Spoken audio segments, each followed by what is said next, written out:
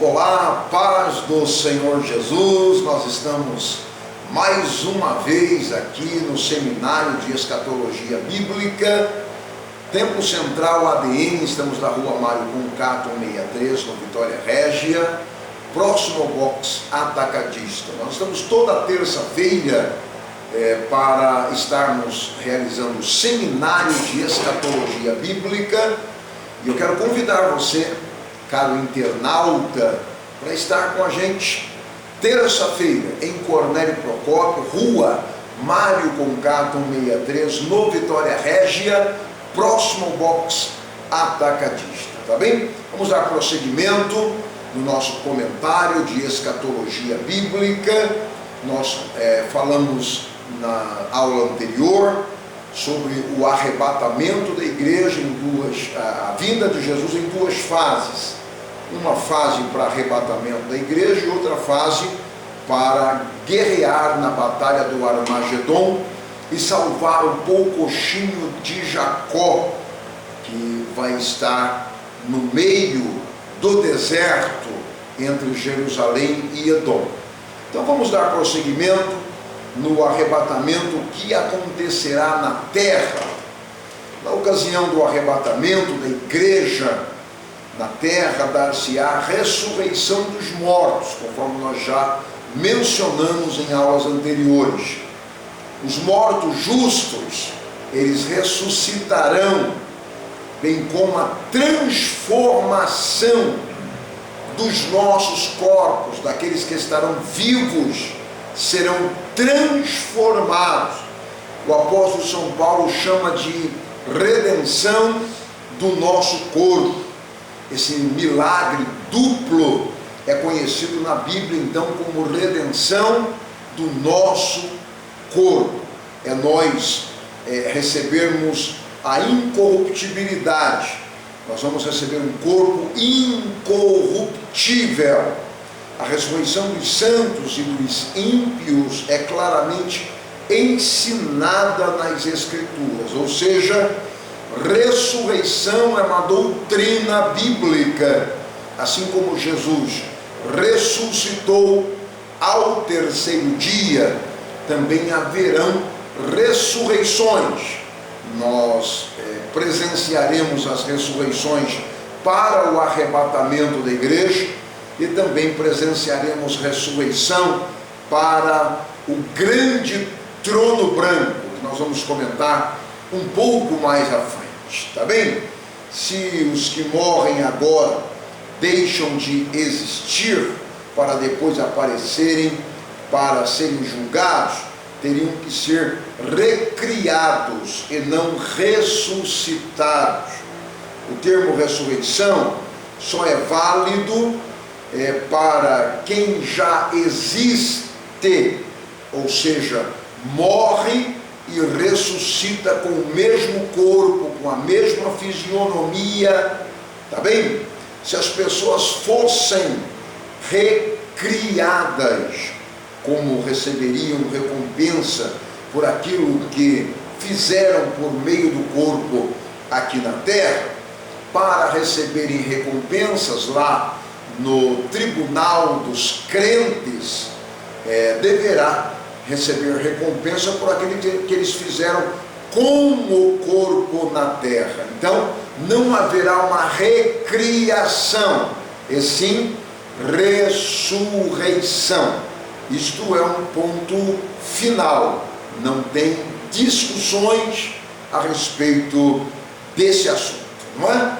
Há na Bíblia duas ressurreições, há dois justos e há dois ímpios. Os injustos, com um intervalo de 1000 anos entre uma e outra. Nós vamos aproveitar, quem está aqui comigo na aula, e vão me ajudar fazendo leitura, tá bem? Leitura bíblica. Vamos lá? São João, Evangelho de Jesus Cristo, segundo escrevera João, Evangelho de João, capítulo 5, versículo 28 e 29. Bem rapidinho, para fazer a leitura João 5, 28 e 29. Vamos lá, se no aplicativo é mais rápido. Não vos maravilheis disto, porque vem a hora em que todos os que estão nos sepulcros ouvirão a sua voz. E os que fizeram o bem sairão para a ressurreição da vida, e os que fizeram mal para a ressurreição da condenação. Muito bem, palavras de Jesus escritas por João, informando categoricamente duas ressurreições. Uma ressurreição para aqueles que fizeram o bem, ou seja, os justos, e uma ressurreição para aqueles que fizeram o mal, ou seja, os injustos. Um grupo ressuscita para arrebatamento da igreja. O outro grupo ressuscita com um intervalo de 1000 anos para o grande trono branco, para o julgamento final. Apocalipse, quer ir correr lá para Apocalipse? Apocalipse capítulo 20, versículo 5. Outros correm também, faça uma corrida aí, quem encontrar primeiro leia. Versículo 5. Sim. Mas os outros mortos não reviveram, até que os 1000 anos se completassem. Esta é a primeira ressurreição. Muito bem. Aí já João dizendo no Apocalipse, ele fala de ressurreição no seu evangelho e depois ele fala na sua revelação do Apocalipse, não é? Dizendo que não haverá uma ressurreição se não completar 1000 anos. Trata-se do grande trono branco. Corre lá agora para o Velho Testamento, Daniel 12, 2. Quando nós lemos na Bíblia a ressurreição de entre os mortos, indica que somente os justos e entre os mortos e injustos participarão, ressuscitarão. Então vamos ver Daniel 12 e 2. E muitos dos que dormem no pó da terra ressuscitarão, uns para a vida eterna e outros para a vergonha e desprezo eterno. Muito bem, só para nós termos uma base bíblica da doutrina da ressurreição. Daniel escrevendo a respeito da ressurreição também, uns para o gozo eterno e outros para a vergonha eterna, cada um com um intervalo de 1000 anos. A ressurreição de justos abrange pelo menos 3 classes distintas de ressuscitados. Antes, você vai ler ainda em Lucas 20 e 35. Evangelho de Jesus Cristo, escrito por Lucas no capítulo 20 e o versículo 35. Vamos ver? Mas os que são julgados dignos de alcançar o mundo vindouro e a ressurreição dentre os mortos, nem se casam, nem se dão em casamento. Muito bem. Daí Jesus falando, e foi escrito por Lucas, dizendo de ressurreição de morte e também de casamento. Para onde a igreja vai, não haverá casamento. Não é? Casamento é uma situação só aqui para a terra. Lá não se casam e não se dão em casamento. É uma informação dada por Jesus. E Jesus ainda fala em outra situação, dizendo que nós seremos semelhantes aos anjos, que são assexuados, que não procriam. Então nós na eternidade também não procriaremos. Vamos viver eternamente na presença do Deus Todo-Poderoso, mas não haverá um acréscimo, um número acrescido na eternidade. E o Filipenses, vamos ver o que Paulo está dizendo aos Filipenses, no capítulo 3 e versículo 11. E depois você ainda pode ler o que Paulo escreveu em 1 Coríntios 15 e 23. Vamos lá? Filipenses 3 e 11. Para ver se, de alguma maneira, posso chegar à ressurreição dos mortos. Paulo está dizendo claramente que ele tinha desejo de participar da ressurreição dos mortos, ou seja, ele iria descer à catacumba, ia descer ao túmulo, mas com a esperança de ser ressuscitado. 1 Coríntios 15, 23 vai falar também a respeito desse assunto, mas leia. Cada um, porém, na sua ordem, Cristo as primícias, depois são de Cristo na sua vinda. Sobre ressurreição, ele está dizendo cada um na sua ordem. Primeiro Cristo, depois outros que vão sendo ressuscitados até a sua vinda. As primícias na primeira ressurreição, esse grupo é formado pelo próprio Cristo e também santos que ressuscitaram após a sua morte na cruz do Calvário. Quando Jesus morreu e quando ele ressuscitou, houve ressurreição de mortos. Pessoas receberam seus mortos ressuscitados nas suas casas lá em Jerusalém. A Bíblia deixa bem claro sobre isso. Então, vamos ler alguns textos ainda? 1 Coríntios capítulo 15, versículo 20 e o 23. Vamos ver? Mas agora Cristo ressuscitou dos mortos. Isso. E há feito as primícias do que dorme. Cristo ressuscitou dos mortos, ele é a primícia dos que dormem, ele é o primeiro a ressuscitar para não mais morrer. Ou antes dele outros ressuscitaram, mas morreram de novo, né? Elias ressuscitou um camaradinha lá, não ressuscitou? O Eliseu também não ressuscitou um camaradinha? Ressuscitou, mas os dois voltaram a morrer. Jesus ressuscitou a filha da viúva de Naim, mas ele voltou a morrer, não é? Agora, Jesus ressuscitou para não mais morrer, está vivo eternamente. Mateus 27 e 53. Estou fazendo ênfase nas leituras bíblicas, primeiro para dar ênfase ao que nós estamos falando e também para que aqueles que estão nos acompanhando pelo YouTube possa também nos acompanhar, tá bem? Saindo dos sepulcros, depois da ressurreição dele, entraram na cidade santa e apareceram a muitos.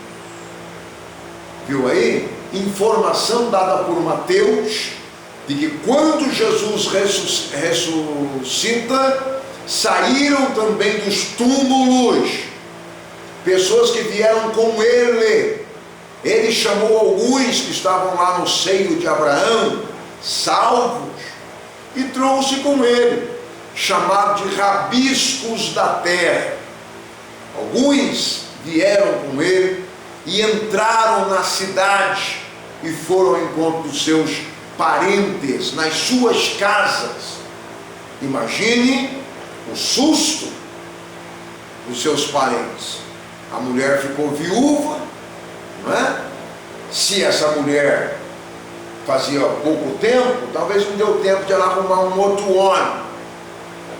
Mas, se ela já arrumou um outro homem, aí chega lá o belezão ressuscitado, bate na porta. Quem vai lá abrir a porta é um outro homem, o macho da casa. E ele fala: quem é você? Eu sou o marido da fulana de tal. Não, quem é o marido da fulana de tal? Sou eu. Mas como assim é você? Quem é você? Eu sou fulano de tal. Não, você está de brincadeira, fulano de tal morreu. Eu já casei com ela de papel passado. E naquele tempo tinha papel passado no templo. Os sacerdotes davam um documento para o camarada. Imagine, aí a mulher vem: o que foi? E algumas delas de repente até desmaiavam, não é? Agora, para aquelas que não tinham casado ainda, aí foi uma alegria, não é? Criançada então, que o pai voltou, não é? Foi embora,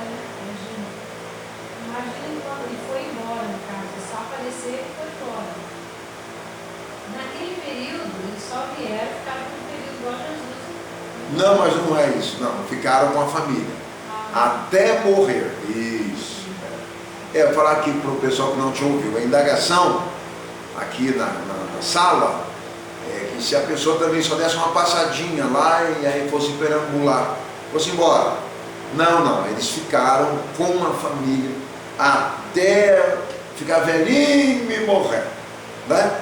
Então só Jesus é a primícia dos que dormem, ou seja, só Jesus não voltou a morrer, ele vive eternamente. E o Colossenses, vai lá para o Paulo em Colossenses, capítulo 1, versículo 8, a festa das primícias então tipificava esse rabiscos da terra, quando um molho era movido perante o Senhor, isso implica grupo.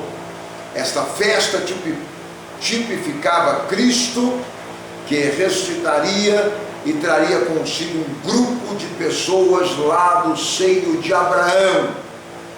Isso tudo foi predito, foi prenunciado na Bíblia, nas Escrituras, e cumpriu-se quando nós lemos lá em Levíticos 23, 10 a 12, que alguém vai ler para mim, e isso já tipificava Cristo.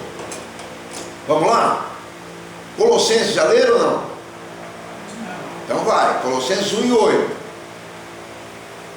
O qual nos declarou também o vosso amor no Espírito. O qual também nos declarou o vosso amor no Espírito. Não é? Deixando bem claro aí que Jesus, ele ressuscitou e nos ama, não é? Nos declarou o amor dele no nosso espírito. Agora, sobre os rabiscos da terra, leia para mim Levíticos 23, 10 a 12. Rapidinho, Levíticos 23, 10 a 12. Outro Atos dos Apóstolos, capítulo 26, 23. Fala aos filhos de Israel e diz-lhes: quando houverdes entrado na terra que eu vos dou, e cegardes a sua cega, então trareis ao sacerdote o molho das primícias da vossa cega.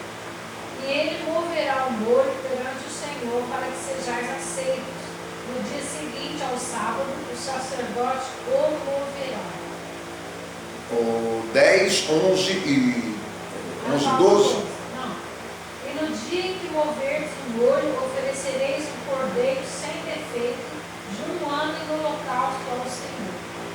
Muito bem, esta representação da colheita tipificava Cristo na sua ressurreição, tá bem? Agora, Atos 26 e 23. Atos 26 e 23. Isto é que o Cristo devia padecer e, sendo o primeiro da ressurreição dos mortos, devia anunciar a luz a este povo e aos gentios.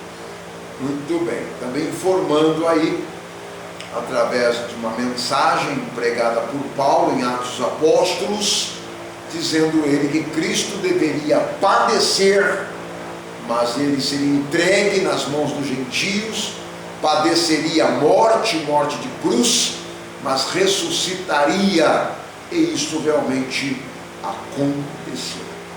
Então a colheita geral da ressurreição, esse grupo será formado de santos justos, que hão de ressuscitar no momento do arrebatamento da igreja.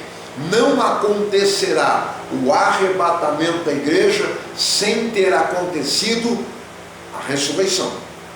Primeiro a ressurreição, depois o arrebatamento. Então vamos confirmar isso. 1 Tessalonicenses, capítulo 4, versículo 16, que os crentes leitores da Bíblia sabem de cor e salteado. Nós vamos ver aqui a leitura. A 1 Tessalonicenses, a primeira epístola do apóstolo Paulo aos Tessalonicenses, capítulo 4, versículo 16. Porque o mesmo Senhor descerá do céu, com alarido e com voz de arcanjo, com a trombeta de Deus, e os que morreram em ressuscitarão primeiro. Só isso mesmo? Muito bem. Só para confirmar que primeiro ressurreição, depois arrebatamento. É numa ordem, tá bem? E aí depois do arrebatamento, tribunal de Cristo. Depois do tribunal de Cristo, a nossa bodas do Cordeiro. Na bodas do Cordeiro desencadeia a grande tribulação na terra. Sim? Então, o Tiago e o 17 fala sobre o arrebatamento. Sim. Primeiro ressurreição, depois arrebatamento. Não tem como arrebatar sem primeiro eles serem ressuscitados, né? Então, mas não tinha que Um só, muito bem, já está completando. Então tá bem. 17? Não, pode deixar, já completou aqui. Então tá bem. Primeiro acontece ressurreição, depois arrebatamento. É uma ordem crescente dos acontecimentos, tá bem? Muito bem. A ressurreição dos justos é o corruptível se revestindo do incorruptível, dando condições para o corpo passar por quaisquer tipos de adversidades, dando condições para o corpo passar por uma parede, passar por perto do sol, passar por grandes radiações e nada acontecer com esse corpo físico. Então isso é o corpo mortal se revestindo da imortalidade, é o corruptível se revestindo da incorruptibilidade. Chamamos de redenção do nosso corpo.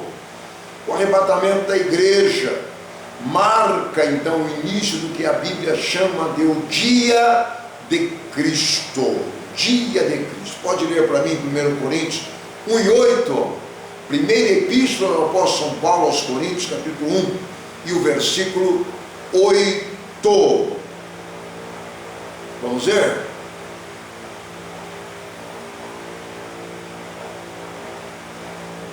Primeiras Coríntios, capítulo 1 e versículo 8. É só ler. Qual vos confirmará também até o fim, para seres irrepreensíveis no dia do nosso Senhor Jesus Cristo. Muito bem. Arrebatamento da igreja é denominado também como dia do Senhor. Ou seja, o dia que o Senhor virá para buscar a sua igreja no arrebatamento é conhecido como dia do Senhor. Então não vamos mais esquecer de que pode ser até que ele venha num domingo, denominado também o dia do Senhor, né? Pode até ser, mas historicamente o dia do Senhor é estabelecido no dia em que ele vier arrebatar a sua igreja. Muito bem. Esse período tem a ver com a igreja que vai ser arrebatada e até a redenção, aliás, até a revelação de Cristo em glória quando ele vier para Israel. Todo esse período é chamado como o dia do Senhor. Muitos acontecimentos serão descortinados, mas tudo chamados de o dia do Senhor. A igreja será arrebatada ao encontro do Senhor nas nuvens, antes da grande tribulação, não é? Que é conhecida na Bíblia como a ira vindoura. Grande tribulação vai acontecer aqui na terra, enquanto que o arrebatamento nos conduzirá ao céu, e nós iremos para algum lugar no céu, ou dois céus conhecidos aqui na terra, conhecidos por nós aqui da terra, e nós estaremos em algum lugar do céu, tá bem? Então, vamos ver aqui o que a Bíblia afirma, que Jesus virá buscar a sua igreja. Virá buscar a sua igreja para qual propósito? Que propósito terá Jesus ao buscar a sua igreja? Primeiro, ele tem um desejo de levar a igreja para bem perto de si. Ele não quer mais ficar convivendo com a igreja de forma espiritual apenas. porque hoje ele convive com a sua igreja, mas no âmbito espiritual, dizendo: estarei convosco todos os dias, até a consumação dos séculos. Mas ele não tem o desejo de se manifestar e conviver com a sua igreja só no âmbito espiritual. O desejo dele é ter a igreja para si presencial. Leia para mim João 14:3, também muito conhecido de todos os leitores bíblicos. João 14:3. É só ler bem rapidinho. E se eu for vos preparar lugar, virei outra vez, e vos levarei para mim mesmo, para que onde eu estiver, estejais vós também. Desejo de Jesus é que a igreja esteja com ele. Aonde ele estiver, nós estejamos também de forma presencial. Ele não quer mais essa história de se manifestar, né? de estar com a igreja, mas só no âmbito espiritual. A pessoa tem que ter fé de acreditar que Jesus está, porque ele está. Mas o desejo dele é que aonde ele esteja, estejamos nós também. Razão que acontecerá arrebatamento da igreja, para cumprir o desejo de Jesus de estar perto de nós para toda a eternidade. Segundo, consumar a salvação dos crentes. O crente tem a salvação em Cristo Jesus ao aceitar ao Senhor Jesus, ao ser batizado e ao participar da comunhão, que é a ceia do Senhor, ou Santa Ceia. Mas essa salvação, ela propriamente dita, será sacramentada no arrebatamento da igreja, quando a igreja será tirada da terra e vai ser salva da tribulação e da grande tribulação. Então vai sacramentar, propriamente dito, a salvação dos crentes. Romanos 13:11. É só ler. Romanos capítulo 13, versículo 11. Vamos lá. Consumar a salvação dos crentes. E isso fazei conhecendo o tempo, que já é hora de despertar-nos do sono, porque a nossa salvação está agora mais perto de nós do que quando nos tornamos crentes. Olha aí, Paulo chamando a atenção para as pessoas se prepararem, porque a salvação não é apenas para vivermos uma vida de reino de Deus na terra. Não, Jesus tem intenção de consumar a nossa salvação, fazendo a redenção do nosso corpo e nos levando para estar perto dele. Também ele tem desejo de glorificar os crentes, dividir glória. Hoje ele não divide a glória dele com ninguém. Hoje a glória é só dele. Nele, por ele e para ele são todas as coisas. Hoje, o acontecimento do arrebatamento ocorrerá com uma razão. Jesus quer dividir glória com os crentes. Ele vai repartir a glória com os crentes. Romanos 8:17. É só ler, por gentileza. Romanos capítulo 8, versículo 17. E depois ainda pula lá para o 30.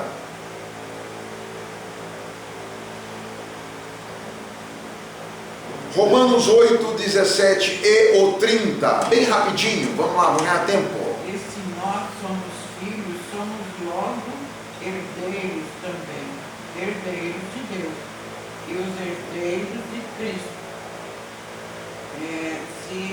Se é certo e certo, ele padecemos, para que também com ele sejamos glorificados.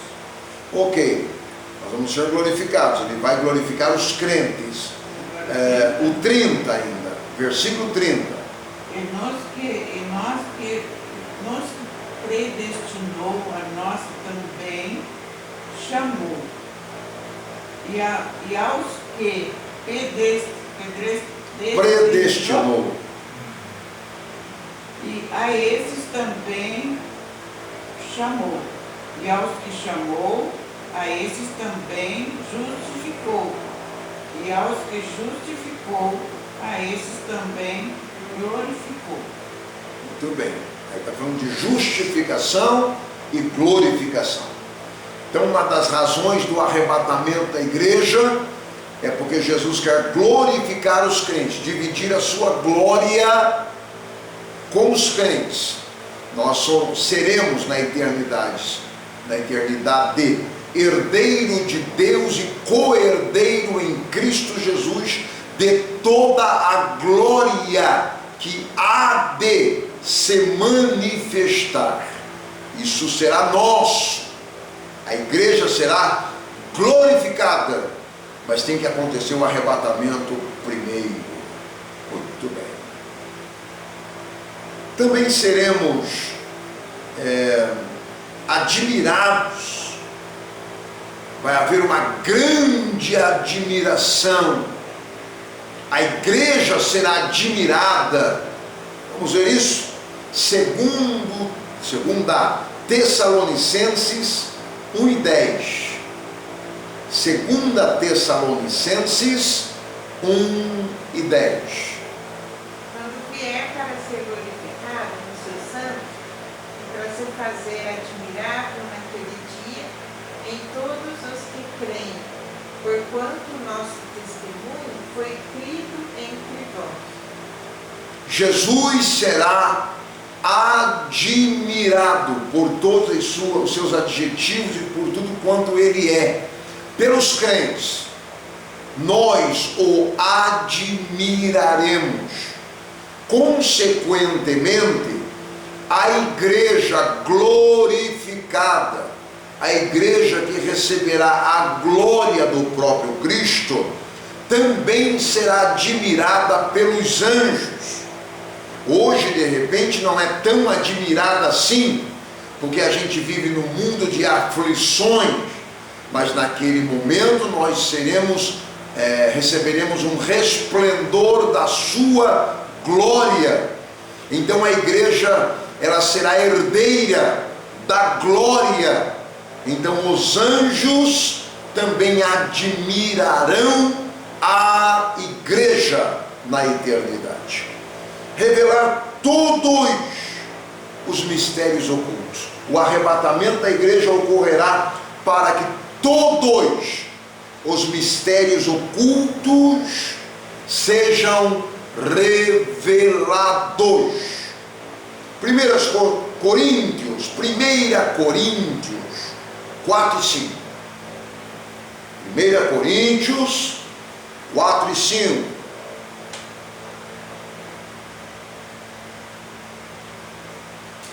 Portanto, nada julgueis antes do tempo, até que o Senhor venha, o qual também trará à luz as coisas ocultas das trevas, e manifestará os desígnios dos corações, e então cada um receberá de Deus o louvor. Muito bem. Nesse dia que acontecerá o tribunal de Cristo, a igreja será galardoada, louvada. Bem, então, os mistérios que outrora e agora, nesse momento, está oculto, será patenteado aos olhos de todos. Não haverá mais mistérios na eternidade. Nós saberemos por que a Eva caiu, por que ela comeu do fruto, se o fruto era fruto mesmo, literal, de uma árvore, se o fruto era apenas uma representação e não era fruto coisa nenhuma, era uma outra situação.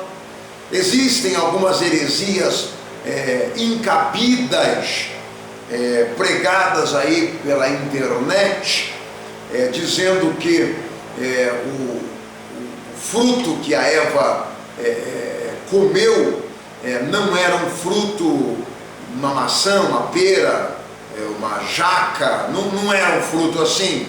O fruto era relacionamento com o diabo.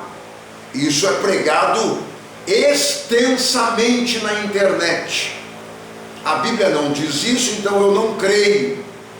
O que a Bíblia não diz, eu não creio. Mas muita gente aí querendo pregar no antegênese, naquilo que está oculto no Gênese. Então lá naquele dia nós saberemos se era uma maçã, se era uma uva, se era uma poncã, ou se não era coisa nenhuma, era apenas uma representação, se não tinha árvore, coisa nenhuma, a árvore era apenas para mostrar uma representação. A gente vai ficar sabendo só naquele dia. Naquele dia vai ser demonstrado e patenteado quem foi a mulher de Caim, de onde ela surgiu, por que ela estava nos anais da história. Só naquele dia nós vamos ficar sabendo por que Caim andou e encontrou uma nação e ele teve medo das pessoas matarem ele, se na Bíblia estava dizendo que só tinha Adão e Eva, Abel e Caim. O Caim matou Abel e ele teve medo de ser morto, e quando ele vai andar por aí, ele pega uma mulher como mulher, como esposa. Só na eternidade nós descobriremos essas verdades. Arrebatamento da igreja, uma das razões é revelar aquilo que hoje está oculto. Então nós poderemos perguntar para Jesus e a nossa mente vai ser aberta em 100% e nós vamos entender 100%. Minha gente, ficando por aqui com mais uma aula. Semana que vem a gente dá a continuação com o tema Tribunal de Cristo. Semana que vem a gente vai falar sobre Tribunal de Cristo. Estamos aqui na nosso seminário de escatologia bíblica no Templo Central ADN. Você pode participar com a gente aqui presencialmente, tá bem? Rua Mário Concato, 63, Vitória Régia, próximo ao box Atacadista, 20 horas, toda terça-feira, 20 horas. Venha participar. Você que é da ADN, quero fazer um convite especial. Venha. Você é membro da ADN Templo Central? Estou sentindo tua ausência aqui, hein? Venha participar do seminário de escatologia bíblica. Quem não vem está perdendo. Por mais que você assista no YouTube, mas nada melhor do que assistir a aula presencial. Tá bem? Até semana que vem, até a próxima aula, se Deus nos permitir. Shalom Adonai.